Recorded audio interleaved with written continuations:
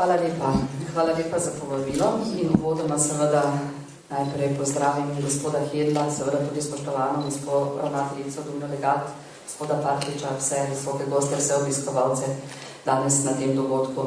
In že kar na začetku čestitke vsem ustvarjalcem, seveda pa gospodu Hedlu ob 30 letih ustvarjanja. Dovolite nekaj misli.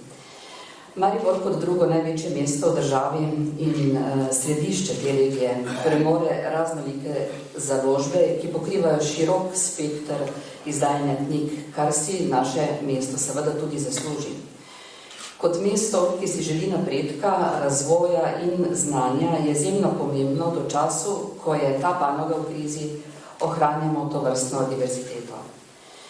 Skozi vso zgodovino človeštva v določenih delih zgodovine usoda tiskane besede večkrat pod vprašajem bila.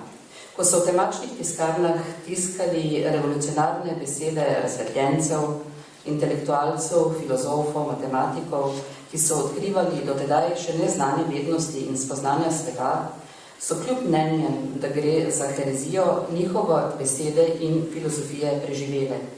In preživele so knjige. In v polpretekli zgodovini, ko so v temeljnih časih 20. stoletja na grmadah gorele knjige političnih in drugih nasprotnikov, so pa ostale ideje, ki so se kasneje ponovno zlile na papir.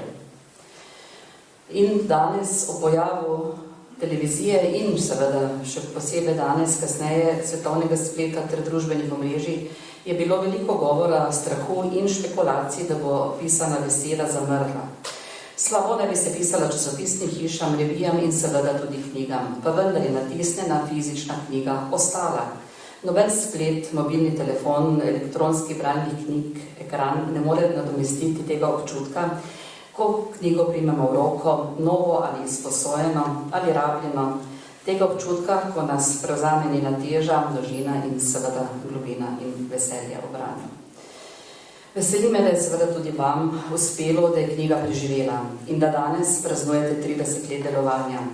To je uspeh za vas in za Maribor. In naj bo to šele začetek vsega nadaljnega, kar še pričakujemo v prihodnje. Založba Kulturni center Maribor je pomemben in trdo živ del založniškega mozaika, kar dokazuje obstoj in razvoj založbe v teh 30 letih. In na koncu, kot v začetku, čestitke. Hvala.